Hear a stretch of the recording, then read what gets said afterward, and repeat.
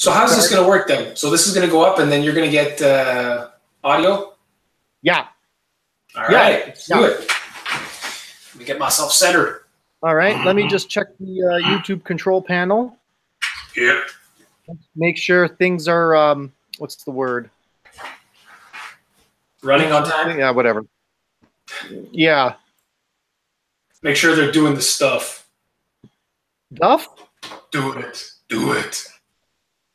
Okay, it says here we're live. So, hello everyone. Welcome to our live stream broadcast of the. Are we another skeleton crew here? I think so, because the other Stooges are not coming online. We're gonna. So before we begin, because we're gonna rip open on those two Stooges before we start. So we're here live on the YouTube. You can always tweet us at Crew Roundtable.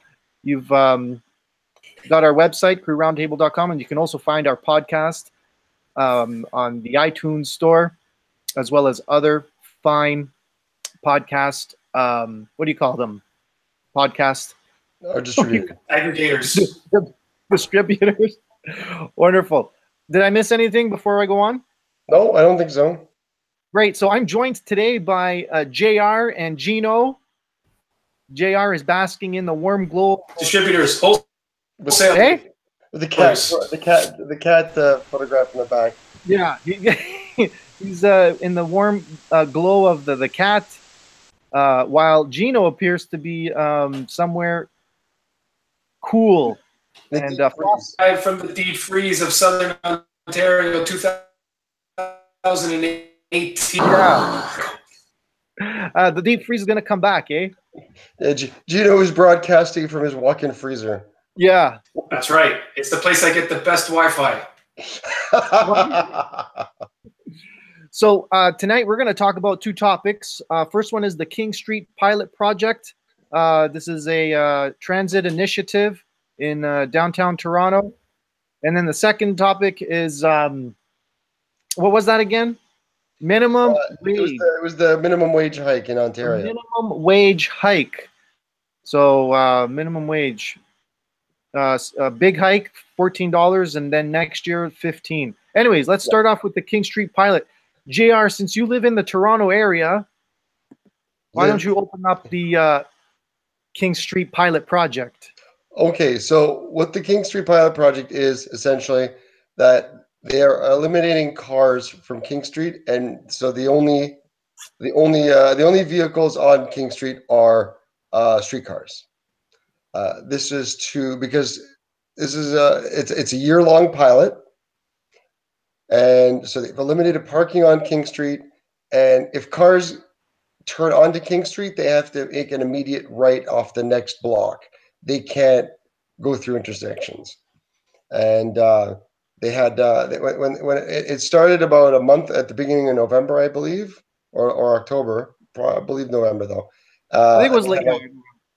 And they had like cops there telling warning people. And then they started ticketing everyone, but apparently now they're not doing that anymore. But there's no parking on King Street. And apparently the streetcar flies. It flies. So it was basically a project to get the streetcar moving faster. The King streetcar apparently carries 65,000 people a day. So the streetcars are busy 24 hours a day. It doesn't have a drop-off period as much as every other street in the city. It's probably the most used surface route in Toronto. So to that end, this basically what we were discussing in our TTC episode a couple weeks ago, they are making an effort to make surface travel more efficient, more speedy, and compatible in competing with cars. And they've eliminated cars from King Street, and apparently it moves very, very quickly. On the flip side, a lot of businesses have been complaining that without the street parking, their businesses dropped. Except, a lot of people are debating how much is because of the King streetcar trial, and how much was it because it was fucking negative 18 degrees outside? Mm-hmm. Yeah. So, what's the time difference between before and after for the streetcar?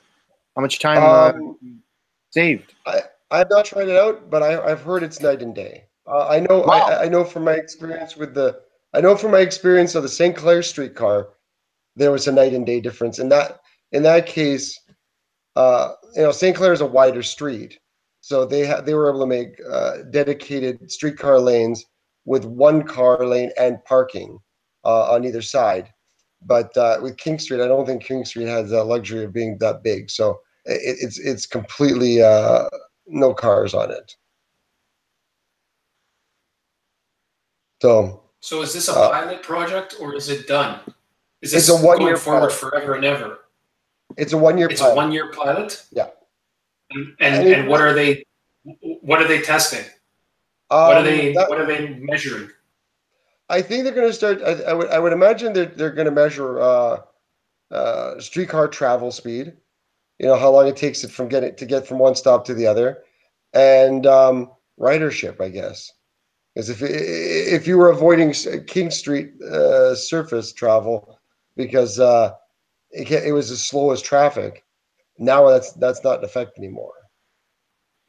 Getting people to work on time. Like 65,000 people is a lot of people. Mm. And with the new streetcars, you could probably carry even more. If everyone who was using a car before to get to work on King Street was now switched to the subway, that's probably going to be a boost in ridership as well. Does anyone business? It seems like they're not part of the pilot. I'm sure the fact that they're probably impacted not because there's no cars, but more from the parking. But you can't judge after 2 months. I'm sorry. You need to give it the whole year. And I'm finding that the complaints are very opportunistic. I didn't hear any complaints about during November, just specifically during the Christmas, the week of Christmas, that restaurants saw a drop in sales, despite it being fucking colder than polar bear balls. Um, I mean, is it lowering the sales? It's probably contributing to it, but it's not contributing. I think they're using it as an excuse to blame all their problems on, and I don't think that kind of eliminate that kind of takes away from their arguments, because there's no way people driving on subway streetcars is responsible for all the drop. There were only 180 parking spots along King Street and in the area that they've eliminated. So that can't be funding powering every single restaurant on that street. Mm-hmm. It's impossible that these guys are making all their money from 180 people parking on the street. Yeah, when you said opportunistic, I think I heard that the businesses were filing a lawsuit against the city. But the thing is, they're going to have to prove that that this issue's been caused by the streetcar. It's very difficult to cut that out, to figure out how much of this has been caused by the city and by the lack of streetcar parking. From the way you describe it, it sounds like they made this change and then it's up to someone else to say why it's not good anymore. So this thing might just be done, and people are complaining are just wasting their breath. I mean, let's see how it plays out. I would imagine that during the summer, things might pick up. Like, we don't know that. See, I mean, we're hearing these numbers, but do these numbers normally drop off in December? I mean, during the week of Christmas, do you end up not going out? How much was it because it was so cold that people just simply didn't go out?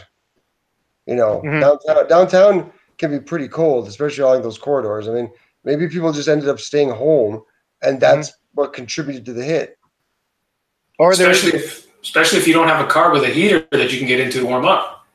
Exactly. You may choose not to go there. But the thing is, you jump on a subway and get down there. But I mean, I guess waiting for the subway on the way back is probably a little bit of a challenge. But it could be the temperature. It kept people away as well. Or people were just trying to save some money during that time, right? And just didn't bother going out to eat or buying that new rug. Exactly. We'll see if any of these restaurants go under. I bet you none of them are going to go under. I don't think any of them will go under either. Those places along King Street there, they have their clientele. They know what they're doing. I bet you come May, it's all going to bounce back because now it's going to be warm and it's going to be really easy to get to all these restaurants along King Street by streetcar, and they're going to probably have all sorts of people flying around there. Mm-hmm. They'll be plus out walking and people out walking. Then the playoffs, people are going to be packing the bars, yada yada. Playoffs. What playoffs? What are you talking about? Well, I'm not talking about the Leafs in general. I'm just playoffs. What playoffs? I wish to know about these playoffs you speak of. I want to learn. Oh man. Next time we'll talk about our 1993 Maple Leafs. Next time. You must be talking about either TFC or the Argos. Mm-hmm. The champions of Toronto. Champions, exactly. Did you watch the TFC? Bits and pieces of it. No. Bits and pieces of it. Got a chance to watch that whole game. Yeah, I actually got to sit down and watch it. I saw about 90% of the game. Oh, great. It was pretty good. Well, it was nice, especially after last year when they came so close and got denied right at the end. Such a brutal ending, It was terrible. I knew a couple people who went down to the game last year, and it was, the weather was so bad, number one. And then to go down there and come so close and have it, just be dejected. And then this year, all the Yahoos come out and they got the streamers going and the smoke and everything. Yeah. And it's like, oh, okay. Well, you know what? It's nice to see them win. They went through 10 years of trying, and then they seem to be building the right way. They spent their money wisely, and they won. Good for them. Yeah. All right. Yeah. Last year, they clearly were the better team. They really outplayed. Not the which year I mean, right? The year that they lost. Yeah. And it just was really frustrating that they couldn't put that ball behind the net there, but they did it. They did it for this year. And you know what? Last year being the better team, it kind of worked in their favor now, because for most of their playoff run, they were not playing very well. Yeah, they were losing games, right? Yep. But somehow the way that the MLS playoff structure is set, they still managed to make it to the next round. And you know what? They hung in long enough to give themselves a chance to win. So good for them. Good for them. Yeah. They got a good run. Are you going to introduce the minimum wage topic? Okay. As many people in Ontario found out, that minimum wage is going up this year. I don't know what it is currently. What is it? 12 something?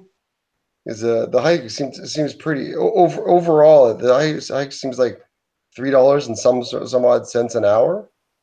I could tell you that if you're under 18, it's 13, and right now for this year, under 18 it's 13 and change, like 13.30. It's low, and then when you're 18 and over, minimum wage is the 14 and change, and then next year everything goes up by $1. Okay, January 1st. And as we've seen, two major Canadian corporations, being Tim Hortons and Loblaws, who are not on borderline. Like, they make hundreds of millions of dollars in profits. If anything, Tim Hortons made apparently $15 billion in sales last year. Wow. That accounts to $15 million a day. And apparently in order to overcome this wage gap, they've started laying people off. They've eliminated paid breaks. Like, we're talking 15-minute fucking breaks. Yep. They're cutting that out. They're cutting back on benefits because they can't afford to pay people an extra $3 fucking an hour. You know? Yeah. You know, especially when the owners are like rolling in beds of cash. And you know, I don't, and it's not like that. It's this upgrade is going to cost them billions of dollars. I think Loblaws, it's going to cost them $350 million a year, but their sales are like many times more than that. So it's really no skin off their nose. But you know, got to protect the profits because the extra $300 million is so important. You know. It's been shown previously that minimum wage hikes help the economy because interject. Yes. Go ahead. Oh, you're frozen. Wait. What'd you say? Wait. You're interjecting? Hold on. Okay. Before we get too far down the rabbit hole, since we're talking about laws. Gino, you're breaking up. We can't hear anything you're saying. Yeah, repeat what you said there. Repeat what you said when you had the floor. Am I coming through? Okay. Yeah, you have to start over. As you mentioned, Loblaws. Can we talk about the $25 bread buyout? Yes. Go ahead. This will help as well. So, did you guys sign up to get your $25 gift card? Not yet. We have one person in the household has, yes. Uh-oh. He's having connectivity problems. Sorry, Eugene. frozen? Dude, you're gonna get off that Rogers internet, man. Yeah. Rogers Wi-Fi. Rogers, the fastest 2 cans in a string in Canada. the fastest, yeah, can on a string. Am I coming through? Okay. Yes, you are. Okay, so we're okay? Yeah, go ahead.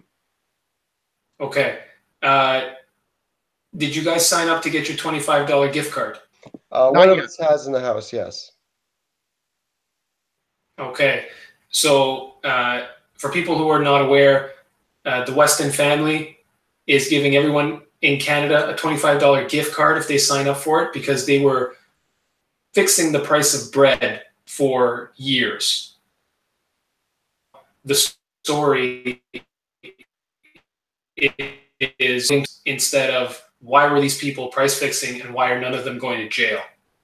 Exactly. And then on top of that, so they were stealing from us, but they can't pay their employees a decent wage. You know. It's I don't know if it's a related item. I just wanted to make sure that people were aware that if you go out and get this $25 gift card, mm-hmm. being told the whole story, you are missing out on basically, you are saying to the Weston family, you acted in a way that is criminal by any definition of the word, and we're going to settle with you for $25 for the years that we've overpaid for Wonder Bread. Yeah, exactly. I don't understand why the government isn't stepping in here. You know, this is where they have to come in and start looking at why they were charging, why they were fraudulently doing this. Weston family has immunity. They do? From persecution, yes. It's part of the whole settlement of them offering a gift card. And they've known about it since 2015. They've known about the price fixing, but nothing ever came out in the press. Huh. There was, everything was kept very, very lowbrow. Everything was just lowbrow. And that's suddenly, a low brow, eh? That's low. That's low. It was super low. It was even lower than this. It was just lowbrow. It's so low. I'm confusing it for a mustache. So they were federal government. They were like, oh, what price fixing? The Westons. Which federal government? Oh my God. Which federal government knew? This one or the previous one? 2015, you said? It's been known about since 2015. When was the last? So whoever the federal government is, they're all guilty as far as I'm concerned. Because the Weston family, when they speak, people listen.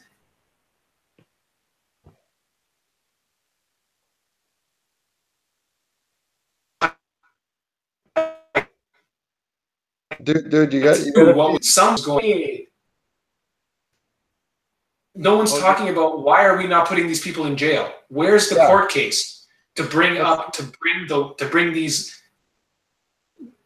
Weston family and put them on trial in the public to say, what are you doing price fixing bread? What else are you price fixing? What else is going on in your store that we're not aware of? So I don't understand how the price fixing is working because, if they're selling something, if they got bread, like, what are they doing? How are they price fixing bread? I don't get this. That is the whole thing. Where is the story telling me the mechanics of what exactly they did? Was the price of bread by a nickel a bag?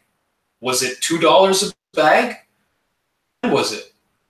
Right? What else are they doing? Is it a supplier issue? Do they have their hands in every step of the distribution chain to get that bread from wheat in the field to being on the shelf at my corner store? Nobody knows. No one's asking. No one seems to care. They're all just signing up. There is a class action lawsuit that's also available to you if you wish to partake. You can get that $25 and you can still be part of the class action if it gets certified as a class action lawsuit. Then you got to give up a whole bunch of your personal information and all this kind of stuff, scare some people off. But I think that the media in Canada has done an incredibly poor job of letting Canadians know exactly what the problem is, who did it, when did they know, how do we even know it's fixed? Exactly. No, you got till May to get your $25, and everyone just goes back about their business doing whatever. Are you fucking kidding me? This is ridiculous. Were they overcharging for competitors' bread products so that Weston bread products were all cheap? Were they simply just ripping us, overcharging us, which basically they're allowed to do because you can sell food for whatever you want. But what were they doing? Or were they because the Westons own the bread company, but they also own the store that sells the bread. So were they charging the competitors 5 times the price? Therefore, their bread looked cheaper by comparison. That is illegal. You could almost say that the Westons are like the Rogers of food, and therefore fuck them.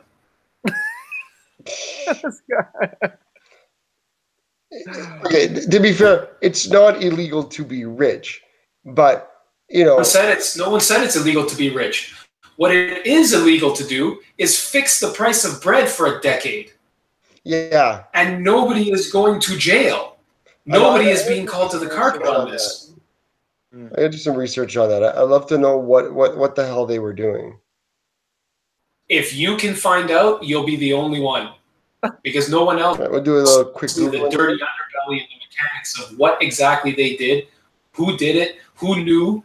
Because I'm sorry, when you get into a situation like that at a giant company like Weston Foods, that family, multiple people had to know at various layers of the company to make something like that happen and to pull off a scam like that. Now, what are they still doing it on certain products? We don't know, and no one is asking this question. Fucking Oprah Winfrey, if she's going to run for president of the U.S., that makes headlines in the Toronto Star, but no one is investigating this happening about the whole price fixing. Yeah, you need to get your $25 card, and 2 people in your house can get it, so you can get $50. Yeah, wonderful. And no one is going after the crooks in plain sight who are walking around feeding you shit and you're forced to take it. It's disgusting. Yeah, I think I'm thinking that if you accept that $25, that's it. You can't, that class action lawsuit. I don't think you'd be able to join. I don't think that's the case here. No, yeah, I think you go the card. You have to information, and people were saying, well, then you're just giving your demographic information to Loblaws, and they're going to turn around and use it to market to you, advertise to you, do whatever. So Loblaws had to come out and make a special statement saying any information that they collect is simply for their records to make sure that the people who sign up information will not be used to contact you or do whatever that bullshit is, right? All the online marketing and stuff like that. The lawsuit is a different story because you got to apply to be part of the class, and the class has to be certified. So if you get involved in the class action, it's a different level of commitment. And some people are going to be, and by rightly so, some people are just going to say, "I want my $25 and forget about it."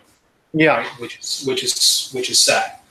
Yeah, I mean, it's a shame that the Canadian media is not doing more on this. But I mean, that's where we are and what we have. I don't want to take that digression too far. Let's get back to the minimum wage. JR was getting ready to speak on that and pontificate. On the next episode, we'll talk about price fixing bread.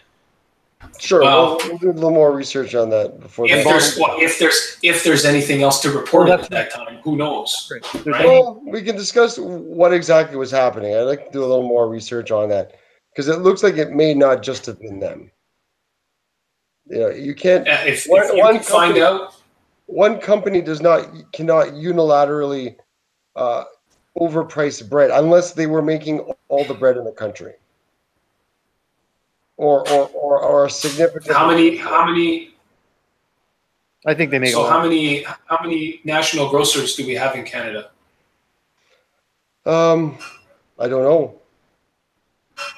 You think it's more or less than 5? Huh. I'm sure it's less than 5. Yeah, national. So why can't one company fix the price of bread? Because I don't know if it was being. I don't know if it was being fixed by Loblaws or if it's being fixed by the bread company themselves, which Weston owns. Weston owns bread companies as well.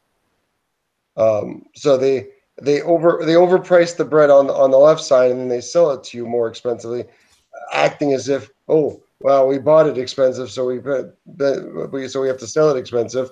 Meanwhile, they're taking a piece of the action on both sides of the table. It's one thing if the Westons weren't involved, if the Westons weren't involved in the bread production at all, it would be a different matter. But because they are making the very product they sell to their stores, right? There's the Weston bread companies that are baking the bread, and they sell it to Loblaws, which is another Weston company, and therefore Loblaws now has to sell it at a higher price because it was bought from the supplier at a high price. But the thing is, the supplier was themselves, right? Mm-hmm. So from Loblaw's point of view, they're only making 5 cents a loaf. That's because they made all their money on the left hand side when their own bakeries sold it at a higher price. That's speculation. I got to find out what it is, but. The fact that they run, I like to know how much of the actual bread baking market the Weston family controls, because that's where you really that's where the crime is happening. It's not at Loblaws. I would imagine it's at the bread baking facilities, because if Loblaws if it was simply the one store chain that was charging too much for bread, that's not illegal. They can charge whatever they want for bread unless there's laws regulating bread prices. But if Loblaws wants to bring out like the gold standard loaf that costs $5,000 a loaf, go for it. Charge $5,000, and when you don't sell anything, I don't fucking care. That's what free market is all about. But if they're controlling the prices, selling it to themselves, and then jacking up the price to everybody, that's a different story. You know what I'm saying? If the bread producer is now elevating, and if the bread producer controls a significant amount of the market, you jack bread up by that, you can't find a lower price of bread because they're supplying almost all of it. You know what I'm saying? So let's be on your position here. You believe that Loblaws is giving away close to $15 million in gift cards, and they received immunity from prosecution for the Weston family. Because I'm looking at it, I can tell you exactly who's responsible, and it's the Weston family. I'm not saying they're not responsible. I'm trying to speculate what the price fixing methodology was, right? This isn't that the price fixing doesn't mean Loblaws was just boosting prices, because if it was simply the Loblaws stores that were selling expensive bread, that's not illegal. But if Weston, because Weston also controls the bread production, that if they were simply jacking up the prices on their bread, and therefore no one else could, therefore everybody in the world was actually, everyone in Canada was paying too much for bread, regardless of who you bought it from. That's a problem. That's the problem. Like if Longo's bought Weston bread, I don't know, I'm just speculating. Yeah, they buy Ace bread. Pardon? Yeah, Longo's uses Ace Bakery. Buys Ace bread, which is owned by Loblaws. See, that's the only way they can influence the price of bread universally, is to sell it to the stores themselves at a higher price, right? I mean, as I said, because Weston's maybe control, I would speculate they control 60% of the market. You can't buy bread anywhere else because that the rest of the market, because there's no one else is producing enough to meet the demand. So you end up having to buy this overpriced bread and then sell it to your customers overpriced. Mm. You see what I'm saying? Asked more questions than you have just asked more questions than the Canadian media. Exactly. Now, I don't know if that's the way to go, but it can't simply be one store chain sells bread too expensive, because first of all, that's free market, that's not illegal, and everyone would simply go to the other stores where bread is cheaper, right? If you start getting gouged, you just stop buying that product. But the only way to pull this off is to force everybody in the market to have to compensate for your gouging. So you basically gouge the stores, and therefore the stores have to pass that cost along to the consumers. Now, they're doing it in the form of Loblaws gift certificates, because that's just the easiest way for them to literally distribute cash. But I don't think it was Loblaws. It was definitely the Westons, and it was probably definitely legal, but it was not Loblaws per se that was overdoing it, because otherwise you just stop buying bread at Loblaws, right? If suddenly you're you're looking at a newspaper and Loblaws is charging $5 and everyone else is charging $2 for the same bread, that's not ripping people. That's ripping people off, and it's not sustainable. And the fact that Galen Weston should go to fucking jail, because the CEO would know about this.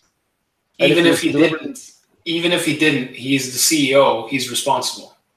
If he didn't know about it, it's probably because, as what happened with WorldCom, they were specifically, the internal structure is designed to specifically keep him ignorant. And I think that might also be the biggest crime, is if people are fucking doing this on a large scale and the CEO doesn't know, and yet they're still profiting from it, he should definitely go to jail for this. You're not going to see him in any more commercials for sure. I'll tell you that. Yeah, exactly. Oh no, no more tasty pork pops. No more tasty pork pops. It's going to be a PR nightmare if that guy shows his face in public ever again. Exactly. Especially, and this happened almost at the beginning of his reign. Wasn't it like 14 years ago that he suddenly surfaced out of his Playboy lifestyle to take the reins of the company? I think so. I'm not sure. I'm not sure. You almost can't even make the excuse that it wasn't his idea because it fucking happened almost when he started working there. Mm-hmm. Yeah. He's Big executives, they gotta find value, right? They gotta find and generate value for the company. Oh, yeah. And then if you get immunity, hey, that's a bonus. Yeah, they already make a ton of cash. I love to know how much this cost consumers, how much money they made off of this. But first, I need to find out what the fuck they did, what the mechanics of this scam was. So. Circle back to the minimum wage going up. Oh my god! Okay, I almost wonder if we should just leave the minimum wage for another podcast and just rip on Loblaws a little more. Well, it goes in because didn't minimum wage was announced. We're going to lose X amount of dollars. We're losing you again, buddy. Yeah. To bring in these, we see that at when I start coming in. Are we good? Oh. Okay. We good? We're good. Yeah, now you're coming. We good? Yeah. You're okay. Loblaws said that they were going to be losing X amount of dollars when the minimum wage came in. They had their analysts go at it. Yeah. That's when they announced that they were going to be moving more to the self-serve checkouts. McDonald's was ahead of the curve on that. They have the self-serve kiosks now there where you can go and put your own order in. I see less people working at the stores though. I see. At McDonald's and at the supermarkets, the places that have the self-serve checkouts, I still see the same amount of staff there. So I'm sure they must be seeing the benefits at the back end. Maybe they're just not replacing the staff that if someone chooses to go, all that money on labor. But that's one of the effects of having this minimum wage go up. And that, I think, is the main criticism of having it go up. A lot of people said too much too soon. I don't know if that's a valid criticism because you don't have a lot. The only people who have most of their staff working at that minimum wage level are, well, let's take it all the way back to the first topic, the restaurants up and down King Street, right? Those are filled with minimum wage employees. So if you have minimum wage going up to a restaurant, much more so than to get to a Tim Horton, to something like that, where to even a McDonald's, where you don't have the bulk of your staff working and making minimum. Those restaurants are probably going to be the ones to get hit the hardest. No, they don't, because the restaurants because there's some shenanigans with restaurants. Because I've known someone who worked in a restaurant. There's a minimum wage, but I think that they can subtract off what they're making in tips. So if you're owed $15 an hour, let's say at the end of the day, but if you're making like $12 in tips an hour, then the company, then the restaurant only has to pay you $3 an hour, if I'm not mistaken. There's a lot of bullshit, and you don't get overtime at restaurants. They're immune from overtime. They are immune from time and a half. Wow. When you work at a restaurant, it's not like a regular job. So don't cry for them, Argentina. They're the fucking restaurants have been making money off slave labor for years. Like, let's not forget Mario Batali. This doesn't apply in Canada. Mario Batali lost a lawsuit in New York because they were fucking stealing tips from the staff. And that happened. That's apparently so. Think about that. Don't cry for the restaurant industry. They make their money. You know, and they make their money off the backs of their employees. Yeah. So they that. So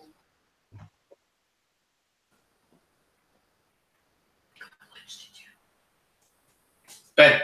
You need to continue, Ben. No. So then so this argument that it's going to kill jobs, it's only killing jobs because the Loblaws isn't losing money. Let's just clarify. They like to say it in that term to make themselves look sympathetic. Yeah. They're just having, yes, there are increased operating costs, but they're not going to lose money. They're still profitable. They're still extremely profitable. You know, Weston is still going to be able to stuff that cat mattress with cash every single night. Don't worry about him. That solid gold yacht is still on order. He hasn't canceled it. You know, it's going to cost them $350 million a year in lost profits. Yes, because operating costs go up, but they're not the ones that deserve sympathy. Sure, there's the small businesses are probably the most impacted because they're probably more teetering on the edge of profitability, and they're the ones that really we should be looking at. But Tim Hortons and and um, and Loblaws and such, they're not going to go on. They're nowhere close to being bankrupt just because of the minimum wage increase.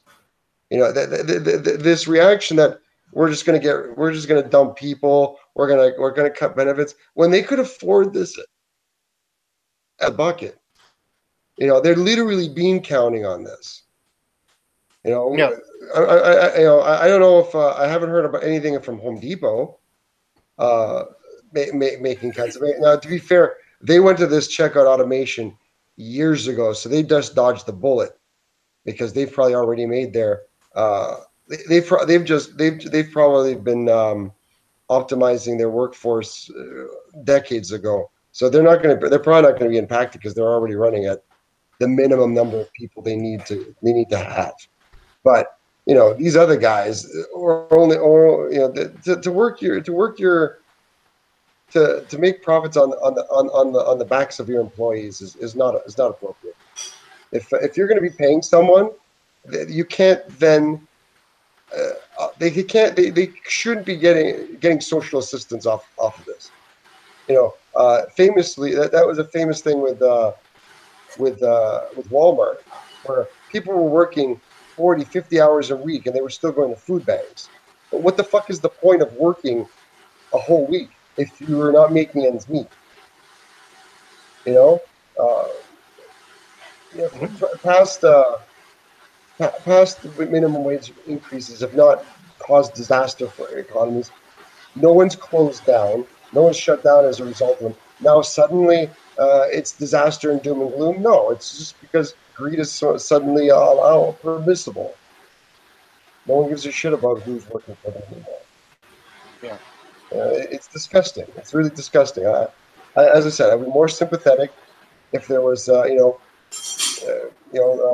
convenience stores or and such and whatnot were more likely to have problems, especially if they were single location owners, you know, and that's who I more feel for. But these big chains, just to make less profit, not just to stay open. We're not talking about keeping the lights on. We're talking about, you know, shareholders over employees, and it's ridiculous. I don't think anyone's crying for the big companies about money that they increased operating costs. Side to that, but they're the one. Well, the other side to that increase is, yes, minimum wage has gone up in the past. I think the main criticism of this particular increase is the speed and the amount and the time within which it's being implemented. Because it's going. Go ahead. So it's just in terms of raw numbers, right? It's going up about 30% a month period, right? That is a huge increase. Like, I remember when I first started working, minimum wage would go up cents a year. Every other year, you might see $1 increase, right? And this was when minimum wage was $5 or something like that. To have this, what? 550. 550 or something, yeah, it's something like that. Like it was a very small increase, and you had steady increases. It hasn't gone up in the past little while, so this is almost like a catch up and a make good. The part that people the thing that never gets reported on is you got a guy who's working, or a girl, or whatever, someone who's working, they're making $20 per hour or $21 or whatever it is on December 31st, minimum wage. Mm-hmm. On January 1st, a year from now, if they're making $22 an hour, their purchasing power has been cut significantly because they're not making double minimum wage anymore. It doesn't just affect the people who are getting that wage. It affects the entire purchasing power and the inflation higher economy. And that, I think, is a valid criticism, where pay people a living wage. I don't know how restaurants get away with the shenanigans that JR was talking about before, because if you can't afford to pay your employees, why should you be allowed to stay in business? Exactly. Right? Side. And then you have the other side where you've got the large companies like Tim Hortons saying, hey, we're not going to be able to keep places open. You've got Loblaw saying, we're going to lose X millions of dollars, so we're putting in these kiosks and we're cutting back our labor. But the third side is, this big clump of people in the middle class of the country who have just seen their purchasing power go down quite a bit. And that's something that I think a lot of people are not mentioning, and a lot of people are not aware of. They haven't that third view. Explain to me again why their purchasing power would drop. Like, this is money that's going to go, would normally sit dormant in some fat cat's bank account. Like, this isn't going to go back into the economy. Like, Loblaws would just be, banking this money, and it would basically be locked away. Wait, hold on. Hold on. You're mixing, because you asked me to talk about the decrease in purchasing power, but then you start separate things, right? Like, I don't call someone making $25 an hour, I'm not going to call them a fat cat. No, I didn't mean them. I meant it would be going into the pockets of the shareholders and Loblaw's bank account themselves. It wouldn't go anywhere. But if that $350 million in extra wages went to the employees like it's supposed to, it would eventually go back into the economy. Like, people would be buying cars, they'd be buying more food, they'd be going to restaurants with all this extra with this extra cash. They would be doing extra spending directly in the economy. Whereas if Loblaws is saving this, is not having to pay it, it's going to get locked up in whatever investment vehicle the company does, but it's not going to really directly benefit the economy. So in terms of, so even though this is a increase that is across the board, it's not going to affect every company in the same way. So think of it this way. As the example, you've got McDonald's and you've got, your Joe's Burgers, right? Okay. This increase will affect both of those businesses equally. From a expense point of view, because the cost of labor is going to go up. Those employees they have, but they will have a good portion of their employees working at minimum wage. McDonald's will have a good portion of their employees working at minimum wage. McDonald's has the capital and the knowledge to offset this increased cost. So if you give someone a 30% increase in their wage on the books of the employer, is significantly more because you pay them that additional wage, but you also pay taxes, you pay more benefits, you pay more based upon that wage for the worker. McDonald's can turn around, though. They can squeeze their suppliers to lower the cost of their inputs, such as invest in those self-serve kiosks. They deal in so much volume that they can spread that expense out. Compared to Joe's Burgers, it's the same increase that's affecting Joe's Burgers, but that increase in the baseline salary of the majority of their employees, Joe's is going to feel that pinch a lot more, right?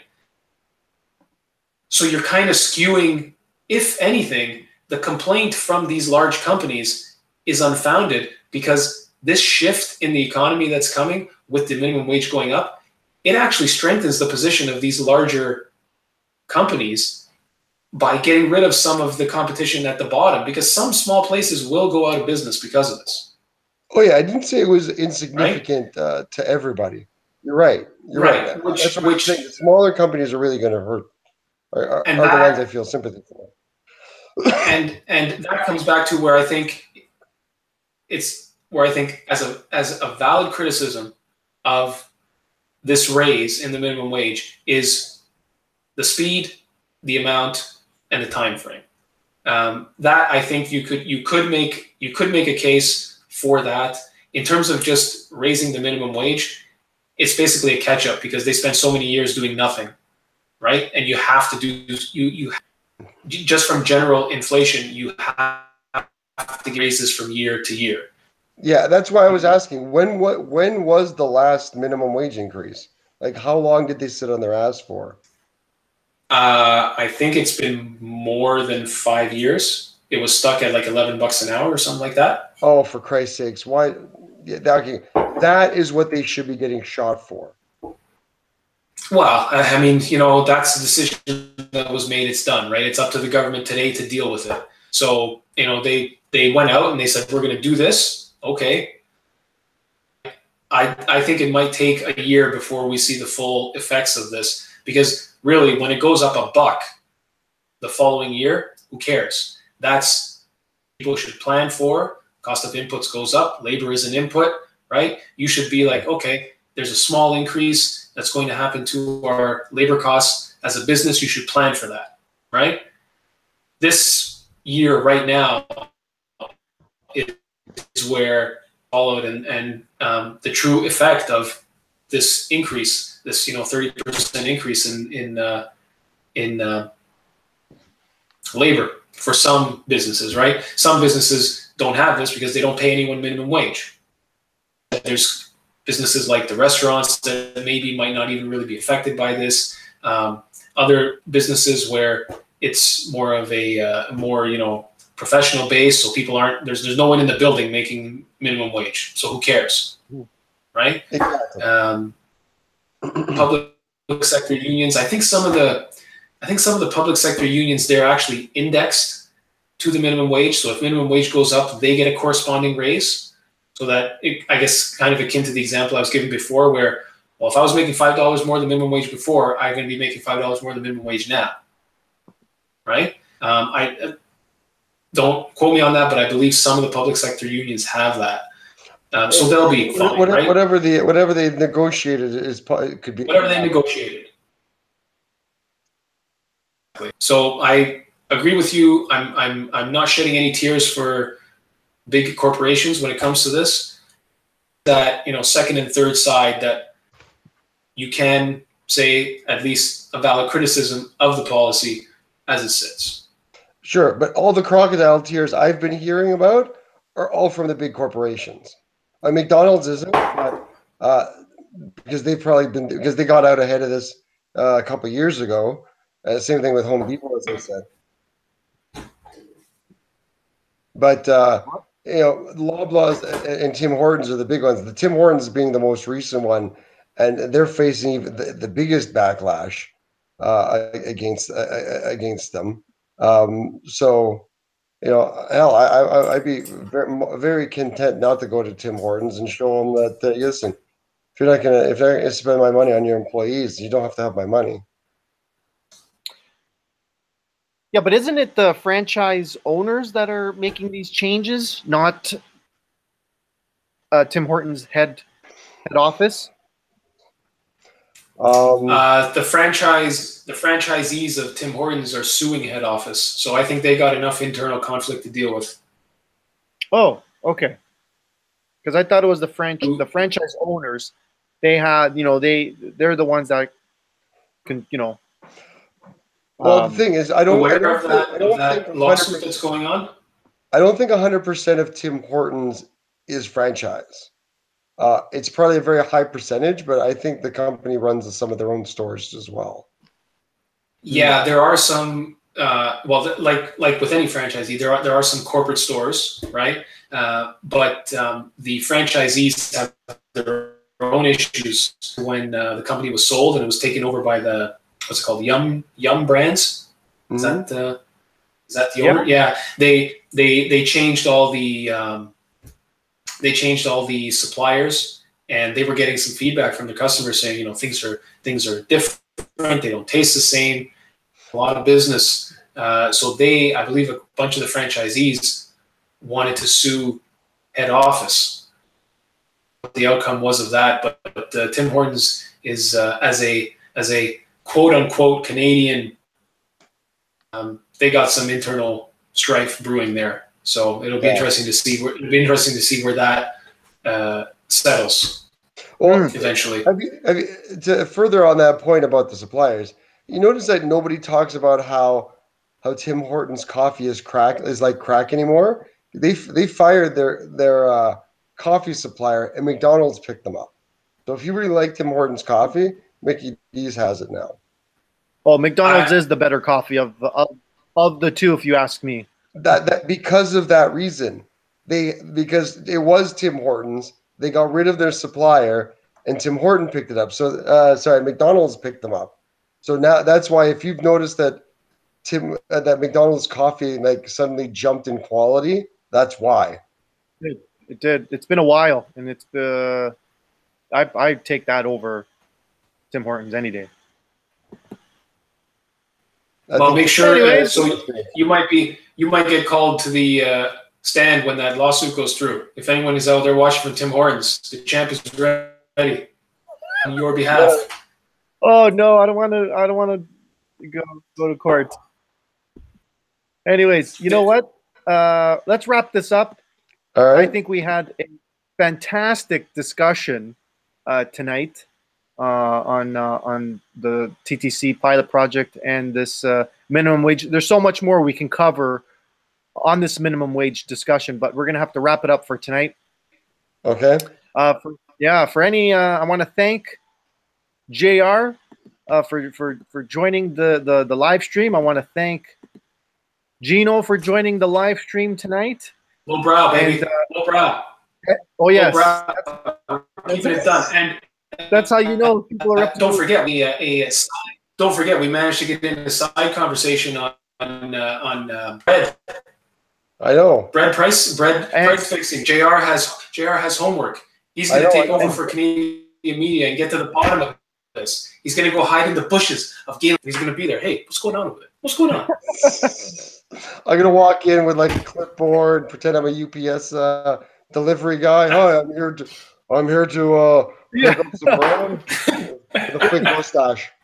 Oh, if you can get that close to the house, I'm pretty sure it'll be hard. It'd be like Undercover Boss. Yeah. So yeah, we'll continue that next time.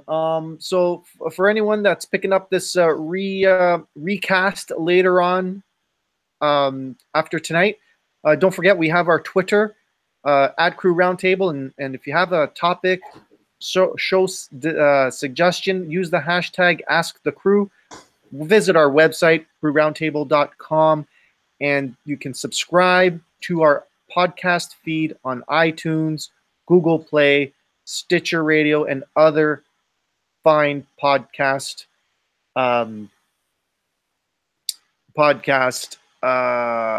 suppliers.